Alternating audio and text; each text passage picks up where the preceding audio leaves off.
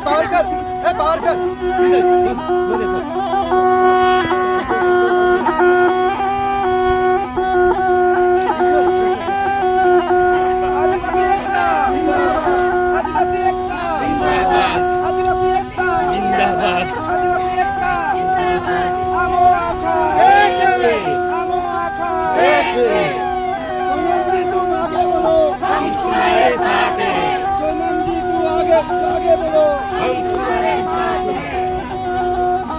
जंगल जमीन की रक्षा कौन करेगा? हम करेंगे, हम करेंगे। जमीन की रक्षा कौन करेगा? हम करेंगे, हम करेंगे। जंगल जमीन की रक्षा कौन करेगा? हम करेंगे, हम करेंगे। आदिवासी एकता जिंदाबाद, आदिवासी एकता जिंदाबाद। स्वागत है भाई, स्वागत है सोनम जी का, स्वागत है, स्वागत है भाई, स्वागत है सोनम जी का, स्वागत है, स्वागत है भाई, स्वागत है सोनम जी का, स्वागत है, स्वागत है भाई, स्वागत है सोनम जी। लाने के लिए उनको मदद करेंगे हमारे जो साथी हैं।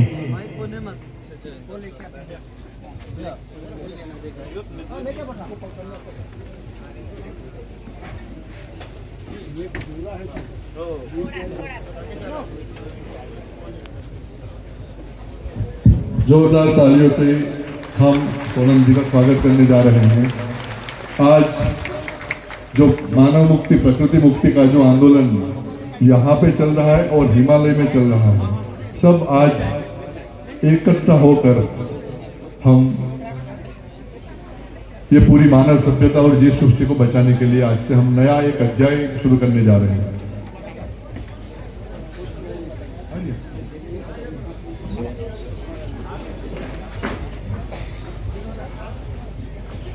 हम सब जानते हैं कि आदिवासी एकता परिषद 14 जनवरी को हर साल एक थीम बनाकर साल भर क्या काम कर रही है उसके लिए चिंतन मनन करती है। तो इस बार की जो हमारी थीम है वो मूल मीठी से तो कई लोग लद्दाख आए और कईयों से मैं हिमाचल प्रदेश में मिला, आप में से बहुतों से, और बहुत बहुत खुशी हुई। वहां पर भी जय जोहार के नारे गूंजे थे हिमाचल में जब हम पद यात्रा पे चल रहे थे, तो उसका बहुत बहुत धन्यवाद। ऐसे ही जहां भी आवश्यक हो हमें एकजुट होकर आवाज उठाने होगी। जुले नमस्कार, अभिनंदन, शुभकामनाएं लाया हूं मैं लद्दाख के पहाड़ों से यहाँ महाराष्ट्र में जमा सभी जनजातीय लोगों के लिए। अशोक जी, अध्यक्ष मंडल के सदस्य, यूएन रिप्रेजेंटेटिव जो कि ईरान से आई हैं, हनी जी, और आप सब जो इतने सारे जगहों से रंग बिरंगे लोग, सभ्यताओं से, संस्कृतियों से आए हैं, आप सब से मिलके मुझे कितनी खुशी हो रही है मैं बयान नहीं कर पाऊंगा। बहुत बहुत बहुत धन्यवाद आपका, ईश्वर का, कि आज मैं आप लोगों से जुड़ पाया। आसान नहीं था, मैं चाहता था कल जुड़ूं, मगर खुशी है कि आज जुड़ पाया। मेरी रेलगाड़ी 11 और 7 मिलाकर 18 घंटे लेट चली, ऐसी स्थिति थी, तो फिर भी आ पाया। इसका बहुत बहुत बहुत खुशी है आप लोगों से मिलकर।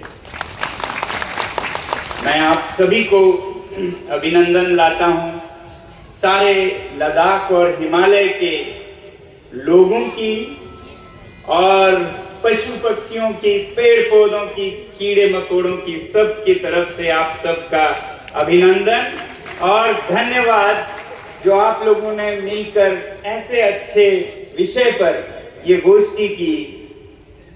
बहुत बहुत जरूरी थी कि आप जलवायु परिवर्तन, जो कि आज का सबसे बड़ा मुद्दा है, उसकी तरफ ध्यान जुटाएं लोगों का, और जिसकी संरक्षण करते आए हैं आदिवासी संस्कृतियां पूरे भारत में।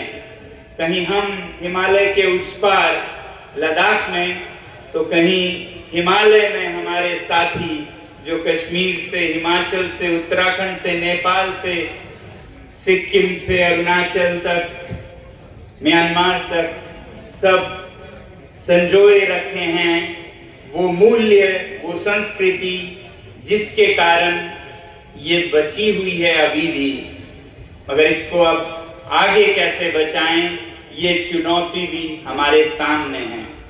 हमेशा से मैं ये कहता रहा हूं कि आदिवासी संस्कृतियों का आदर होना चाहिए, उन्हें कम या पिछड़ा ऐसे नजर से नहीं, बल्कि आज के इस दुनिया में जो अग्रसर हैं वही सबसे पिछड़े हो गए हैं, जिनके कारण ये धरती विनाश के कागार पर पहुंची है। जिसे हम प्रगति कहते थे, वो हद से अगर ज्यादा हो जाए तो विकास नहीं विनाश होता है। अति हर चीज की खराब होती है। तो ये जो विकास की धारणा है उसका जब अति हो जाए तो आज आप समझ रहे हैं क्या हालत है धरती की, वो होती है। तो ऐसे समय में और ज्ञान हम शायद वहां से न लें, उस स्रोत से न लें जिस स्रोत से ये विकास का नींव हमने पाया और जिस पे चलते हुए आज धरती प्रलय के पास पहुंच चुकी है। तो इसलिए मैं हमेशा यही कहता हूं कि सीखना है तो आज दुनिया को, आज लंदन को, आज न्यूयॉर्क को, आज पेरिस को, आज बीजिंग को सीखने की जरूरत है मूल निवासियों से, आदिवासियों से, जो अपने पहाड़ों में, जंगलों में रहते हैं, बहुत सादगी भरे जीवन से।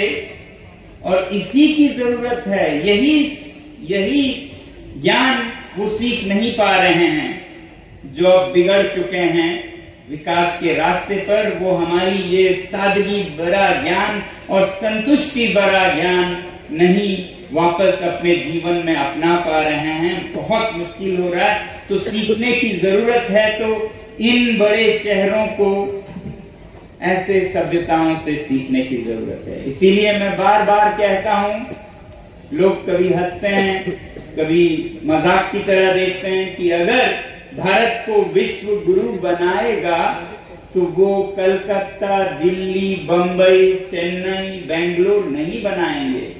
ये तो नकल है उन संस्कृति, उन सभ्यताओं के जिनके कारण पृथ्वी विनाश तक पहुंची है। तो नकल के, जिसे कहते हैं हम डुप्लीकेट संस्कृति, सभ्यताओं से, ज्ञान से, जो हम किसी और से लेके, जो मौलिक भी नहीं है हमारी, उसको लेके हम विश्व के गुरु नहीं बन सकते हैं। बल्कि अगर हम ढूंढें ज्ञान को अपने पहाड़ों में, जंगलों में, ऐसे संस्कृतियों से जिन्होंने सदियों से सीखा है और उस पर चले हैं कि कैसे बिना किसी के हानि किए अपना जीवन संतुष्टि से, सादगी में बिताना है। आज वो ज्ञान भारत से अगर बाहर जाए तो भारत विश्व गुरु बन सकता है।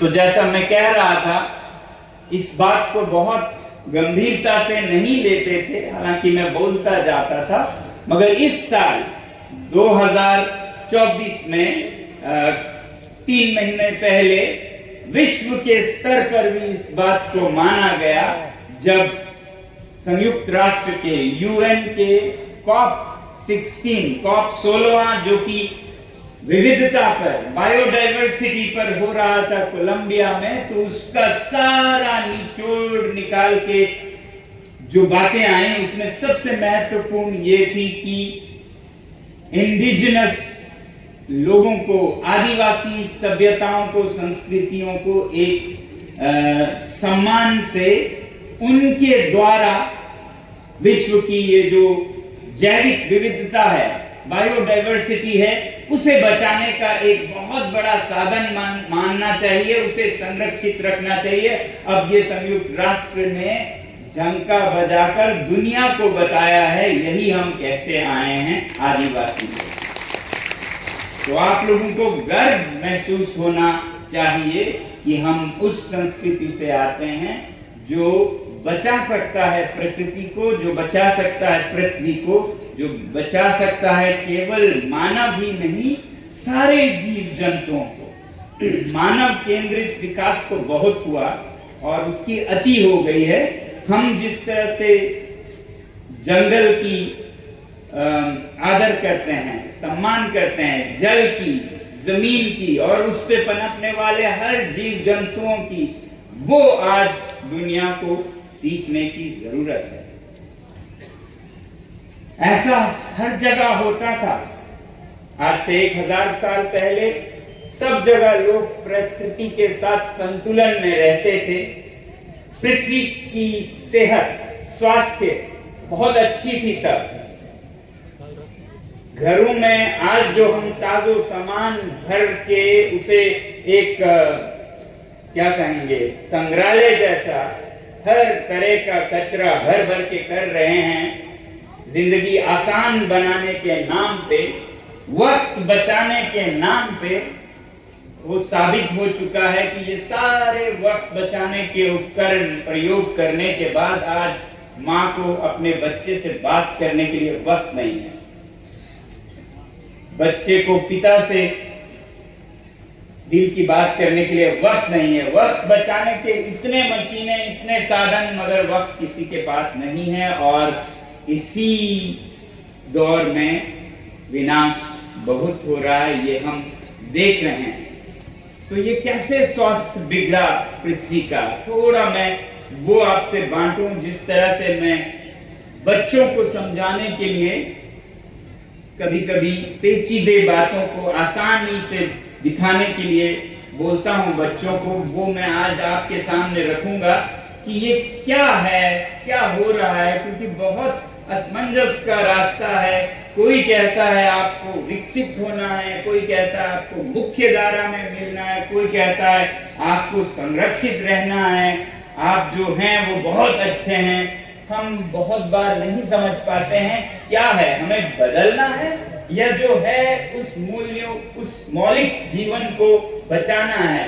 तो ऐसे में मैं आसान भाषा में बोलता हूं कि आज जिस रास्ते पे ये दुनिया चला, उसके हमारी धरती माँ, अगर उसे एक माँ समझें, धरती माँ बीमार है। आज धरती माँ बहुत बीमार है। किसी रोग का संक्रमण हुआ है जिसके कारण उसके अलग अलग हिस्सों में अलग अलग दुख और दर्द हो रहा है। उसका तापमान बढ़ता जा रहा है, बुखार हुआ है धरती माँ को। ऐसा मैं बच्चों को बताता हूँ और शायद समझने के लिए ये सभी के लिए आसान हो कि आज धरती माँ बहुत बीमार है, बहुत ऊंचा बुखार है उसे।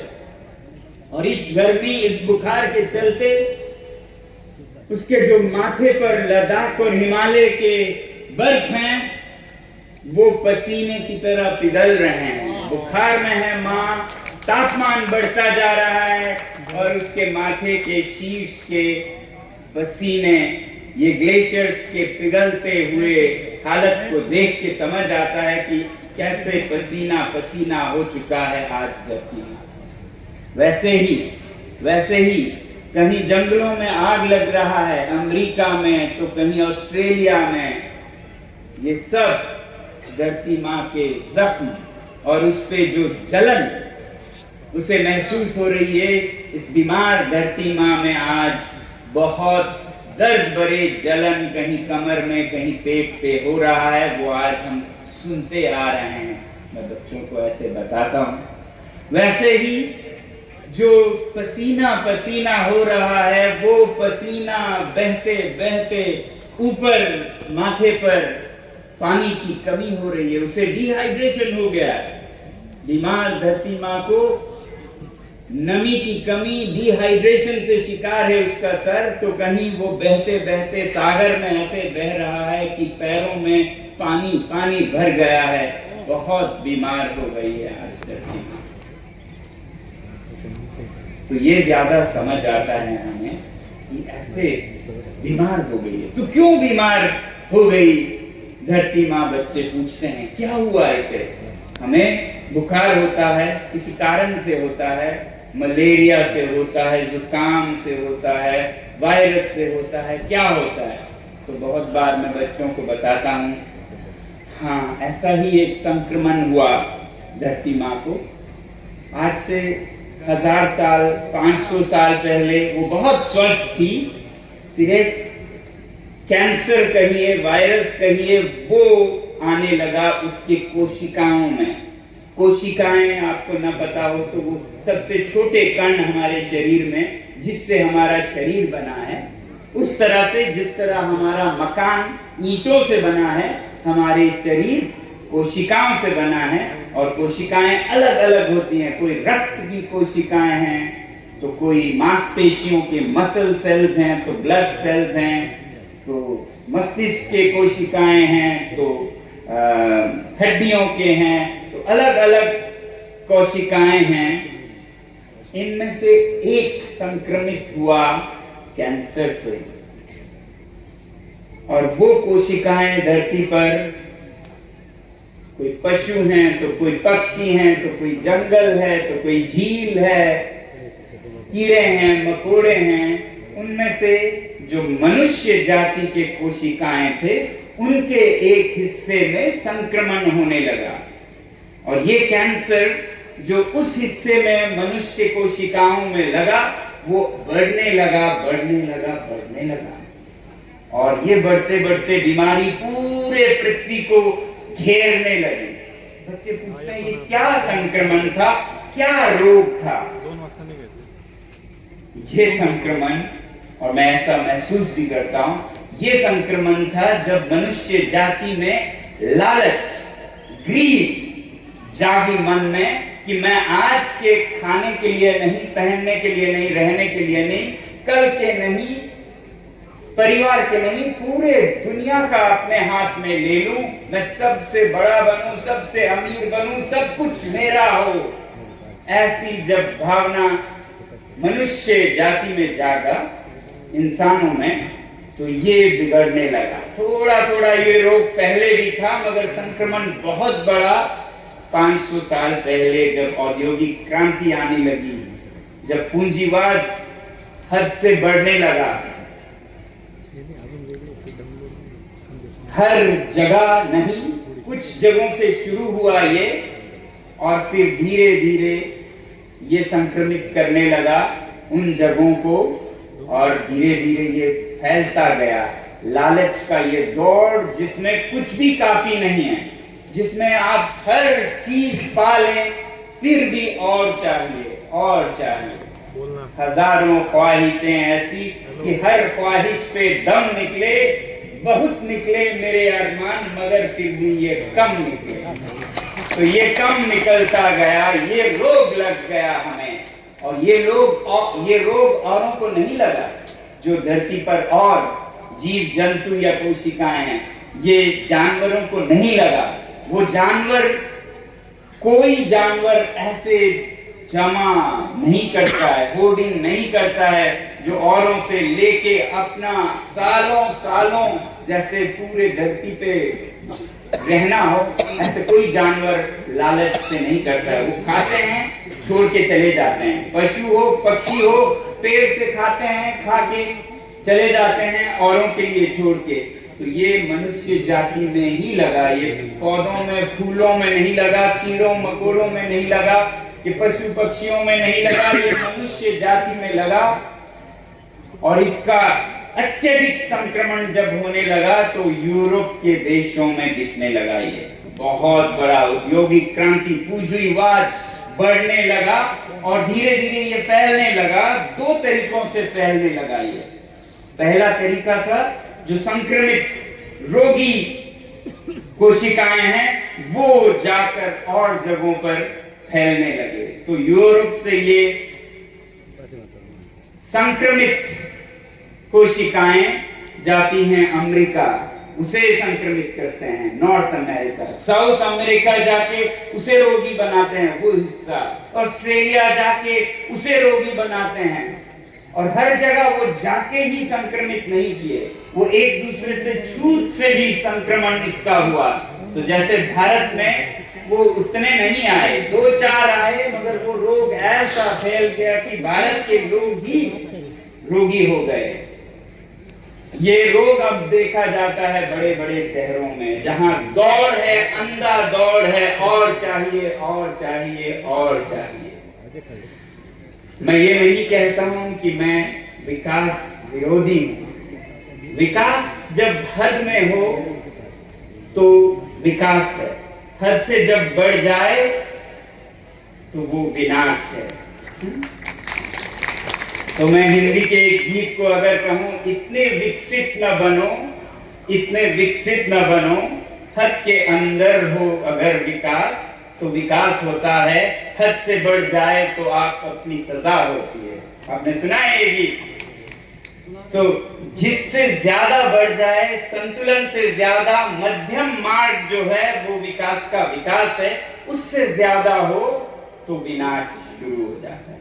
अब ये मैं कहूं तो कुछ लोग कहते हैं हाँ तुम तो वो हार्डकोर हो, न्यू एजी हो, ये हो, बाबाओं की बातें कर रहे हो। फिर मैं उन्हें उनके ही गीता से, विकास, आर्थिक विकास के गीता से उनके ही गुरु की बातें बताता हूं, जिसमें कि एक बड़े अर्थशास्त्री ने ईस्टरमैन्स पैराडॉक्स ये सिद्धांत दिया। ये ईस्टरलिन ने क्या देखा? ईस्टरलिन जो अमेरिकी आर्थिक गुरु थे, उन्होंने ये अध्ययन किया और पाया, इसकी बात नहीं करते हैं क्योंकि उसको नहीं सुनना चाहते हैं वो। उन्होंने ये दिखाया कि दौलत के साथ, पैसे के साथ, विकास के साथ संतुष्टि किस तरह चलता है। अगर आप ग्राफ बनाएं, जैसे चित्रण करके दिखाते हैं, इस तरफ पैसा, उस तरफ संतुष्टि, तो जब पैसा जीरो होता है, शून्य होता है, तो मैं भी मानता हूं संतुष्टि शून्य होता है, बहुत दर्दनाक होता है। गरीब होना कोई रोमांचक बात नहीं है। मैं नहीं चाहता कि हमारे लोग, कोई भी जनजातीय या कोई भी, बिल्कुल गरीब रहें, कि वो कपड़े ना पहन पाए, खाना ना खा पाए, पेट भूखा, शरीर नंगा, कोई संतुष्टि नहीं होगी। तो इसलिए शुरू में जब धन बढ़ता है, विकास बढ़ता है, तो संतुष्टि बहुत जड़ बढ़ती है, बढ़ती है।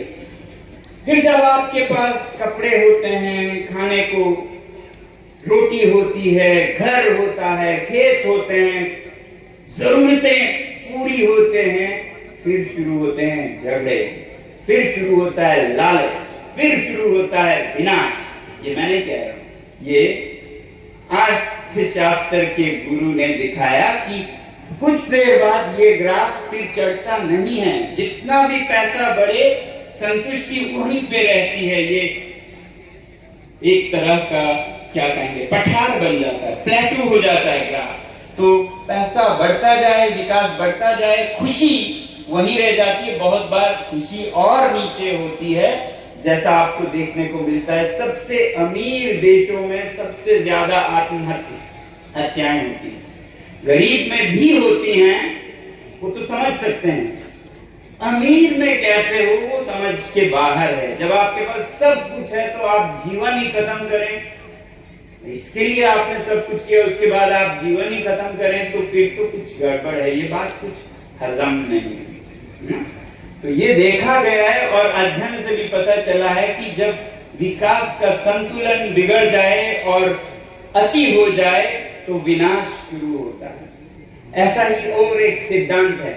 मैं इसलिए कह रहा हूं कि आप ये ना सोचिए ये हमारे धर्म में, ये हमारे बिलीफ में, आस्था में कही जाती है, मगर मुझे तो ये बड़े बूढ़ों के आस्था की बातें नहीं सुनना है। हमारे ही बहुत से बच्चे ऐसे भी होंगे, ये बड़े बूढ़े क्या जानते हैं। मैं तो न्यूयॉर्क के रास्ते पे चलूंगा, लंदन के रास्ते पे विकसित होऊंगा, तो मैं उनको बता रहा हूं। और देश के जो पढ़े लिखे विकसित लोग हैं उन्हें बता रहा हूं, ईस्टरलिन के अनुसार तो ये विकास की संतुष्टि बढ़ती नहीं जाती, ये खत्म होती है, नीचे आती है। और एक अर्थशास्त्र में बहुत बड़ा थियरी है, जिसे कहते हैं law of diminishing marginal utility. ये हर बड़े औद्योगिक और व्यावसायिक संस्था में पढ़ाया जाता है। हमारे हर विकास के गुरुओं को इसका पता है, मगर इस पर अमल कोई नहीं करता है। Law of diminishing marginal utilities किसी बाबा ने नहीं कहा, किसी संत ने नहीं कहा, नाना नानी दादा दादी ने कहा, अर्थशास्त्री ने कहा, जिसमें वो ये कहते हैं कि जब आपके पास कोई जूता ना हो, उदाहरण दे रहा हूं, तो पहला जूता आपको बहुत संतुष्टि देगी, बहुत संतुष्टि देगी, क्योंकि आपके पैरों में कांटे चुभ रहे थे, कंकड़ चुभ रहे थे, आपको जूता मिला, बहुत संतुष्टि देगी। जब आप दूसरा जूता लेते हैं तो यूटिलिटी डिमिनिश होता है, उसका मूल्य घट जाता है, आपके लिए संतुष्टि घट जाता है। दूसरा जूता आपको उतना संतुष्टि नहीं देता है, आधा देता है।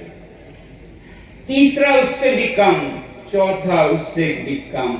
अब सोचिए, उनका जो 40वां जूता खरीद रहे हैं, 41वां जूता खरीद रहे हैं बड़े बड़े शहरों में, उनको 41वीं जूते का कुछ पता भी नहीं चलता है, इसका कोई फायदा भी हुआ या कुछ हुआ हो या ना हो, कोई फर्क नहीं पड़ता है उनको, फिर भी खरीदते हैं, मगर उसका नुकसान प्रकृति पे उतना ही होता है जितना पहले जूते का होता है। ये मैं कह रहा हूं, पहले जूते का जितना ही नुकसान, प्रदूषण, उत्सर्जन, पशु पक्षियों की जान लेना, ये जो आज हो रहा है, सारे कीड़े मकोड़े मर रहे हैं, हमारे नाना नानी दादा दादी मर रहे हैं वक्त से पहले। आप दिल्ली से पूछिए, वहां पर लोगों की आयु 15 साल 10 साल कम हो रही है, सबकी औसतन। तो ये उतना ही करता है वो 41वां जूता, मगर संतुष्टि कुछ नहीं देता। तो ये है law of diminishing marginal utilities, जो अर्थशास्त्री कहते हैं। उनके गुरु जो हमें विकास के रास्ते पे ले जाना चाहते हैं, फिर भी हम नहीं सुनते हैं। तो ये मैं आज एक तो दुनिया को, दूसरा हमारे ही जनजातीय लोगों को भी सुनाना चाहता हूं, खासकर युवा पीढ़ी को, ताकि आपको अपनी संस्कृति पे गर्व हो। जो सादगी थी वो पिछड़ापन नहीं था, वो बहुत अग्रगामी था, वो सबसे आगे है। दुनिया को आज चाहिए तो वो ज्ञान चाहिए। तो ये गर्व होना बहुत जरूरी है, वरना ये संक्रमण जो मैं कह रहा था, यूरोप से आया, दुनिया भर में फैला, भारत चीन जैसे लोगों पे ये कोशिकाएं नहीं आई, यहीं के कोशिकाओं को संक्रमित कर दिया, दिमागों में ये वायरस, ये कैंसर फैलने लगा। तो इसको हमें समझना होगा और समझाना होगा वो जनजातीय लोगों को, क्योंकि इन देशों में, भारत चीन जैसे देशों में जहां वो आए नहीं, संक्रमण हुआ, दिल्ली में हुआ, बंबई में हुआ, कलकत्ता चेन्नई में हुआ, इस देश में भी कुछ कोशिकाएं अभी भी स्वस्थ हैं, जिन पे ये संक्रमण अभी नहीं लगा है, और जिसके संपर्क में आकर ये संक्रमित कोशिकाएं भी स्वस्थ हो सकती हैं, वो बचे हुए कोशिकाएं हैं आदिवासी जनजातीय संस्कृतियां, जो कहीं पहाड़ों में हैं, कहीं जंगलों में हैं, अब तुले हुए हैं, उनको भी मुख्य धारा में लाने का। अगर मुख्य धारा से अर्थ हो कि संतुलित विकास, तो बहुत अच्छी बात है, तो बहुत अच्छी बात है। क्यों कोई आदिवासी भूख से मरे, क्यों कोई आदिवासी ठंड से मरे, बीमारियों से मरे, बिल्कुल ना मरे। मगर अगर विकास का अर्थ है असीमित अंधाधुंध दौड़, तो वो फिर एक बीमारी है, जिसके बाद आपका विनाश शुरू होता है। तो जो संक्रमित नहीं हैं, उनसे बहुत उम्मीद है, मगर हमने भी, ऐसा नहीं है कि आप इस जनजाति से हैं तो आप तो स्वस्थ हैं। इसी जनजाति में भी जो लोग पृथ्वी को हानि कर रहे हैं, अपना सोच रहे हैं और किसी का नहीं सोच रहे हैं, वो संक्रमित हैं।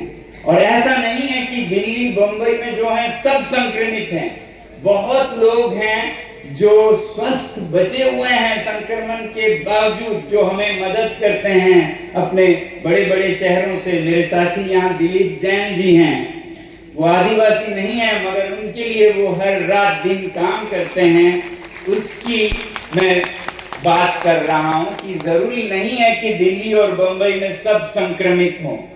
बचे हुए लोगों को एकजुट होना चाहिए, वो चाहे जंगलों और पहाड़ों में हो या शहरों के बीच अभी तक बचे हों, उनको एकजुट होकर इस पृथ्वी के स्वास्थ्य को फिर से अच्छा बनाना होगा। इसलिए हम पर बहुत बड़ी जिम्मेदारी है। इसलिए मैं आप लोगों को एक तरफ तो धन्यवाद करने आया हूं, कि आप अपने मूल्यों को बचाए रखने के लिए इतने 32 सालों से आप कोशिश कर रहे हैं। आज इसकी सबसे ज्यादा जरूरत है विश्व में। 32 साल पहले शायद लोगों ने इसे हंसी में उड़ाया होगा, ये पिछड़े लोग क्या कर रहे हैं, इनको कुछ नहीं पता है। आज वही लोग विश्व गुरु बनेंगे, तब आपका मूल्य बहुत होगा। तो ये अपने आप पर जो भरोसा है वो ना खोइएगा।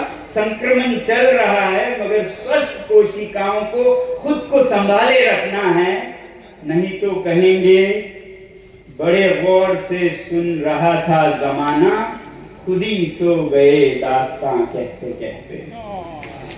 तो ऐसा ना हो, ऐसा ना हो। मैं चाहता हूं कि आप की दास्तां बड़े गौर से जमाना सुनने को तैयार है। आज संयुक्त राष्ट्र से, यूनाइटेड नेशन से लेके बुद्धिजीवी सभी आपकी दास्तां सुनने को तैयार हो और आप ना खामोश हो जाएं दास्तां कहते कहते। तो इसके लिए मैं खास कर लद्दाख से आया हूं, बहुत दूर से आया हूं, बहुत कठिनाइयां सह के आया हूं।